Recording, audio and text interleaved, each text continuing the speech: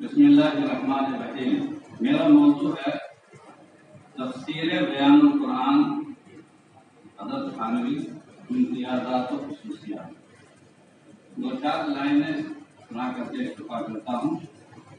اردو زبان میں قرآن کریم کی مختلف خاصیت موجود ہے، لیکن ان میں جامعیت، مضامین کے تنوع، روایت و ذرائع، حکمت و معقولیت، ندرت بیان اور حسن ترتیب کے لحاظ سے حضرت حکیم الامت مولانا اشرف علی تھانوی رحمۃ اللہ علیہ کی تفسیر بیان القرآن سب سے ممتاز۔ اور اس سلسلے میں چند تعالی مانا جائے جو شروع میں نے لکھ دیے، وسیع مطالعے میں ہے، بعد میں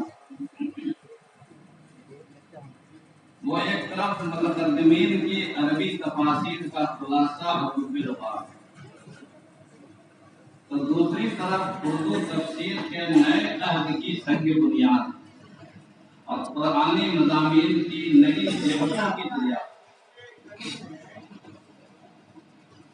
یہ واحد تفسیر ہے جو عوام و خواص کے لیے یکساں طور پر لائق ہے، جس کا ایک حصہ عوام اور اوسط درجے کے لوگوں کے لیے ہے، تو اس کا دوسرا حصہ صرف علماء کے لیے مخصوص ہے۔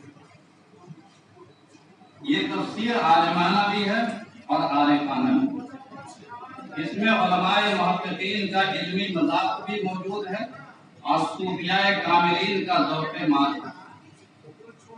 یہ کتاب ایک جانب مراد الہی کی تفصیلات سے بحث کرتی ہے، تو دوسری جانب الفاظ قرآنی کے لسانی مباحث اور فصاحت و بلاغت کے دلائل و شواہد پر بھی روشنی ڈالتی ہے۔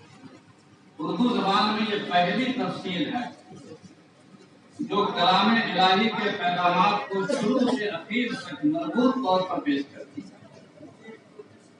قرآنی آیات کے ربط باہم کی ایسی گفتگو اس سے پہلے کسی اور اردو تفسیر میں نہیں ہوئی۔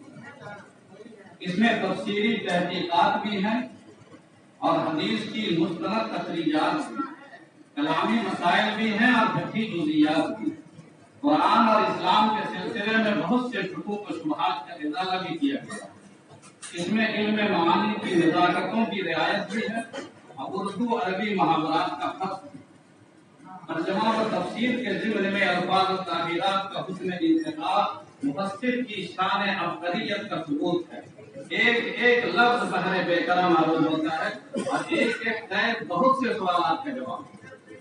چنانچہ وقت کے بڑے بڑے علماء نے اس تفسیر کی عظمت و انفرادیت کا اعتراف کیا ہے، جس کی تفصیلات اور ان چند دعاوی کی تشریحات انشاءاللہ پورے مقالے میں موجود ہے، جو آپ بعد میں ملاحظہ کریں گے۔ وآخر دعوانا ان الحمدللہ۔